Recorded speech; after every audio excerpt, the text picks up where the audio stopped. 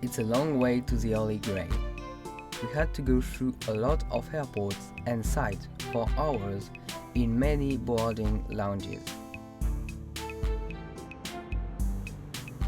Even with the company of Pocahontas, it seemed that it will never end. From Paris to Kazani, tarmac to tarmac, it took 20 long hours to get to Botswana.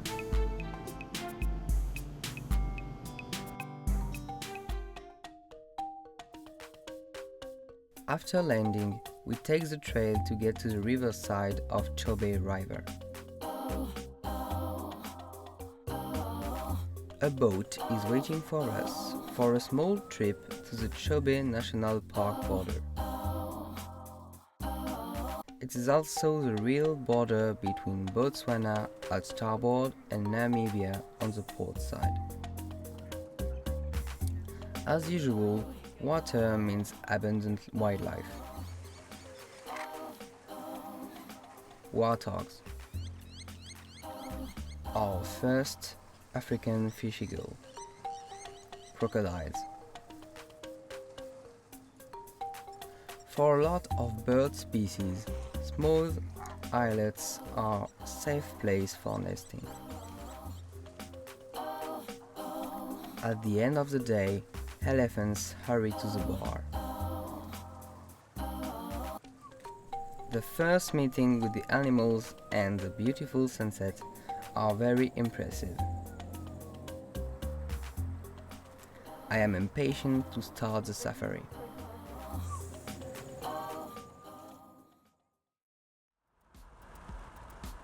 This morning, we leave Botswana to visit the Victoria Falls in Zimbabwe.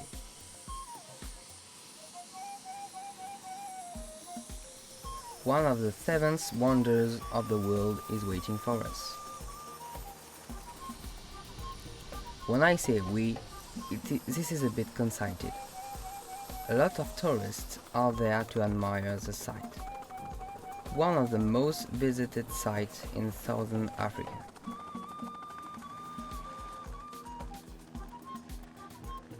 The helicopter flight is very expensive, but it is the best way to take in the immensity and the beauty of the place. We are in middle of season. The rain that has swollen Zambezi, it stopped 4 months ago, reducing its flow. The Zambia side above is the most dried up, while the part on the Zimbabwe side is still very lush.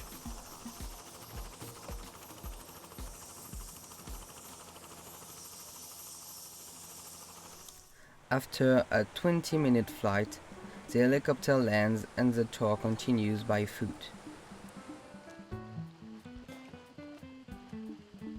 Higher than its American counterparts, Niagara and Iguazu, its falls generate a cloud of vapor, which is almost 400 meters high. This giant humidifier gives the surrounding area a very tropical vegetation. This mist creates a beautiful rainbow which we can admire. This bridge connects Zambia to Zimbabwe. We thought the day was ending, but an imposing visitor was waiting for us in the lodge and in the limelight like a movie star.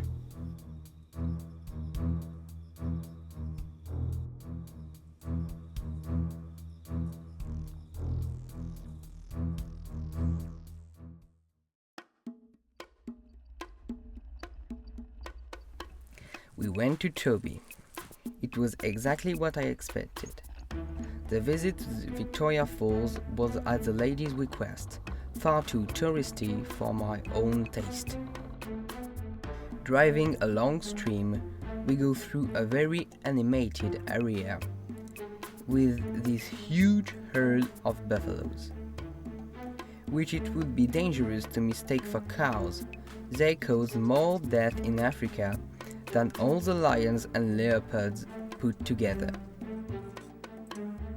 We have fun with a group of baboons, particularly with the playful infants. From the top of the lookout, the giraffes see us coming and move away in slow stride.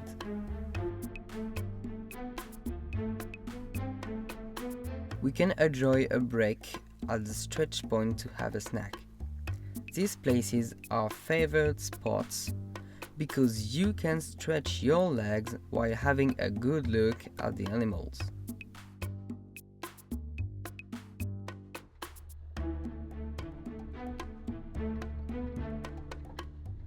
With its large spiral horns, the great kudu is easily recognizable.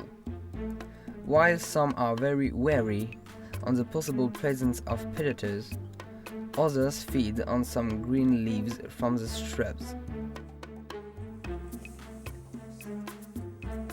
The zebras are very fond of tourists, a great attraction for them. A couple of African fish eagles are watching their next meal. The temperatures goes up and down all the time, from 13 degrees at 6 o'clock in the morning to more than 30 degrees in the middle of the day. During the hot periods, we stay in the camp. They are all modern conveniences. Room with terrace and a bathroom, a gastronomic restaurant where the food is homemade. There is also a small repair workshop. When the temperatures go down, we go back on the track again. It's exactly what the local inhabitants and elephants alike do. The troops, led by a matriarch, enjoy some fresh air and go to the Chobe river for a drink. They are accompanied by impalas, which take advantage of the reassuring presence of the pachyderms, and so do the guinea fowls, all of them fearing eventual predators. A banded mongoose takes a bath in the shade, and the warthogs are filling in their stomachs. It's a small world that lives around King Bobor, and we're not referring to the tourists. They need more than 1,000 liters a day to quench their thirst. And obviously, they enjoy having a bath and fun within the water. The river is a part of their life and very important to them. Other animals rely on the elephants, but for the other reasons. Vultures, jackals, hyenas, lionesses will get fed for several days on the carcass of this young elephant. The lioness is not as a rule a scavenger, but this one has been wounded in the flank, most certainly by a buffalo's horn. She tries to keep the gamey meat for herself. It's fighting a losing battle. A bit further down, we discover a mother with its youngs. They seem to be well fed because of their belly are well rounded. They enjoy the last of the sunshine to digest their meal, lying on the warm sand. This is sunset. We say goodbye to those descendants of mammoths and go back to the camp.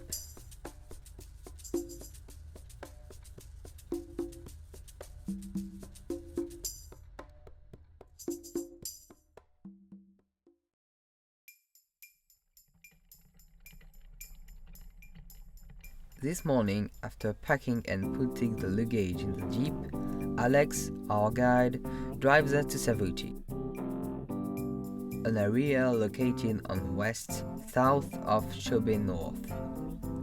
It takes few hours on the track to get to the area. The landscape is very different from the one in Chobe. The Savuti River place is dry, so the vegetation has withered and the wildlife driven away to various watering holes. In order to get our daily ration of wildlife photos, we have to drive quite a while just for some snaps of a shackle. We have to be thankful of small mercies. The Savuti River is also called the Ghost River because of its usual and long disappearance. The first recorded drought lasted 77 years, from 1880 to 1957. I don't know what is the early grey for other people in my group, but mine is right there, moving among the branches of the tree, disappearing in the bush.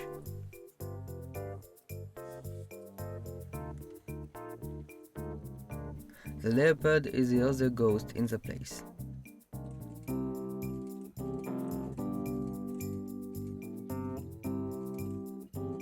It doesn't come to haunt us. Scrawny and hungry, it comes to this old watering hole called Hippo Pool to search for dead catfishes locked in.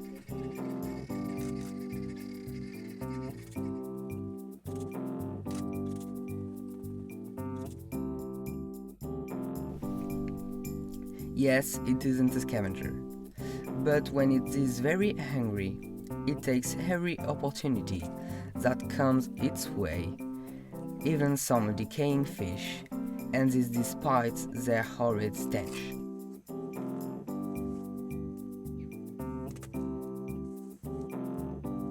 The passage of the elephants, the shouting from the monkeys, do not deter it from this aim: food.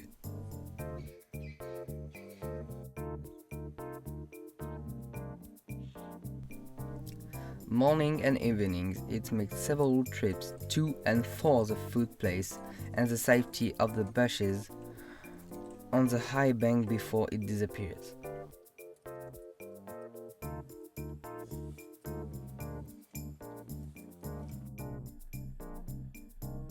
Conflicts have arisen about tectonic plates located in the Great Rift Valley, which have caused chaos on the river's wildlife. Our bush camp is installed on the edge of this strange geological area.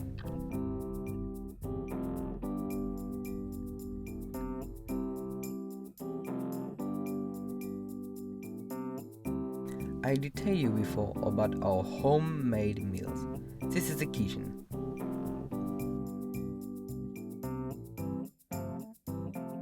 And the dining room with a view. Cool, isn't it?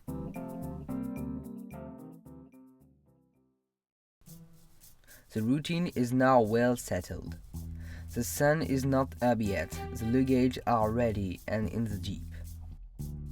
Needless to say that while driving, our attention is focused on the eventual appearance of animals. The river flowing on the sector often gives its name to the region. So this is the bridge of the river Khwaï.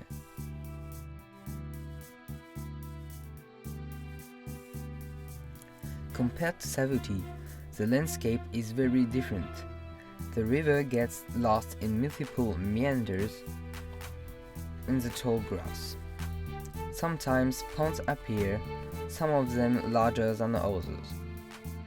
With all water, there is abundance of life.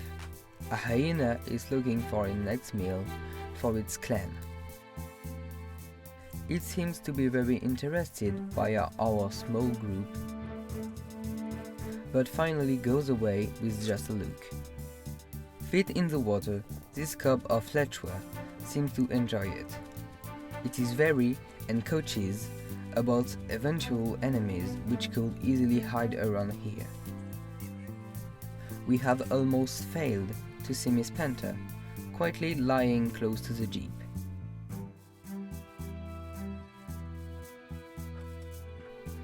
The leopard has a very eclectic menu. It goes hunting monkeys.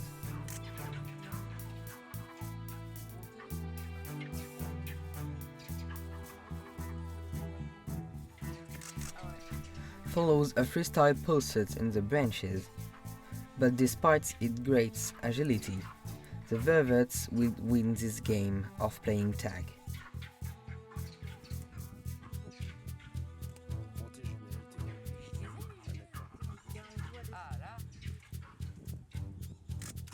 The other one, with a rounded belly, chooses a solid branch to settle in and have a nap. The sunset tells us that it is time to go back home and enjoy a good campfire. A new day, a new area, and again the landscape is changing. We are at Moremi, on the edge of Okawango Delta. In the dry season, the place could look like a desert. This is due to the presence of this male steenbok, the smallest antelope of this country, accustomed to the arid areas. The nearest to the delta, the more swampy areas. The trees died not because of the drought, but because they stood too long in the swamps.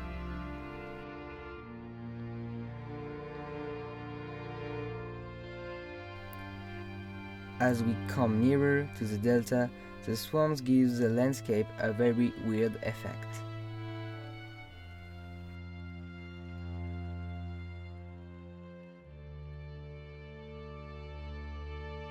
It is in the drier area that we saw what we were hoping to encounter, very rare painted dogs.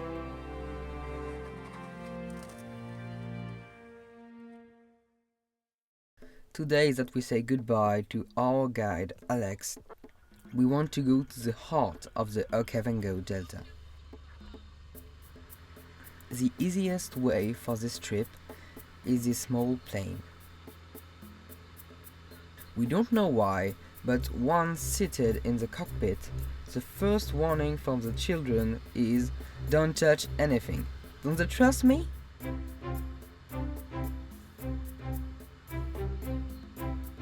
We fly over the second longest internal delta in the world, with its 18,000 kilometers.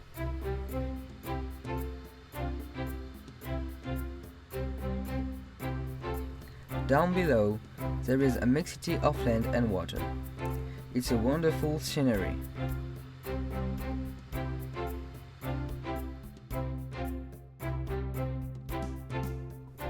We will be staying on one of these emerging bits of land for the next few days.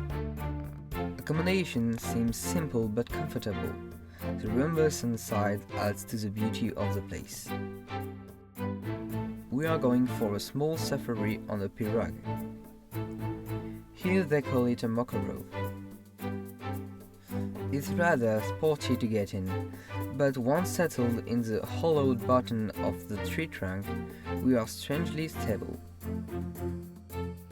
The sensation on the water level is strange.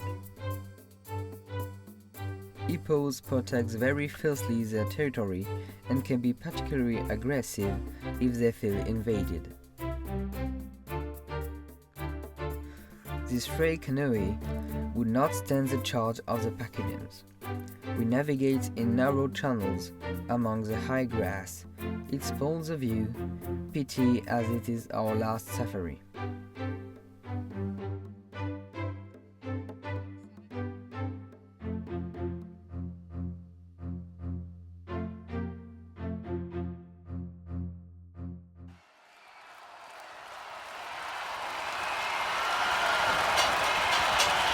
Ladies and gentlemen, I would like to introduce you for my friend Alex, the guide Chobe.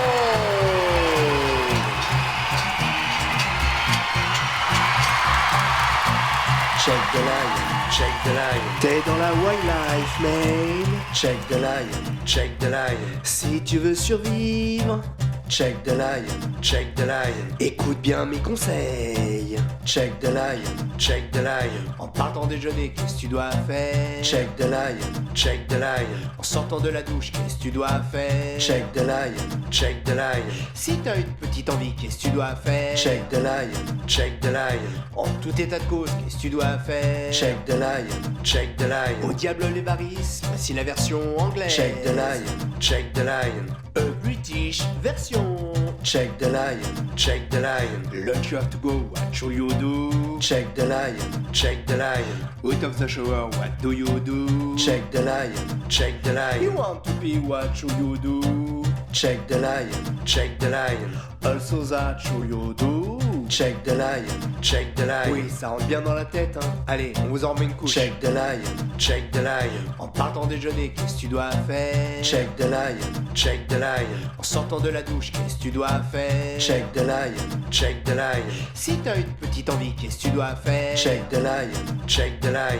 En tout état de cause, qu'est-ce que tu dois faire? Check the lion, check the lion. Lunch you have to go, what should you do? Check the lion, check the lion.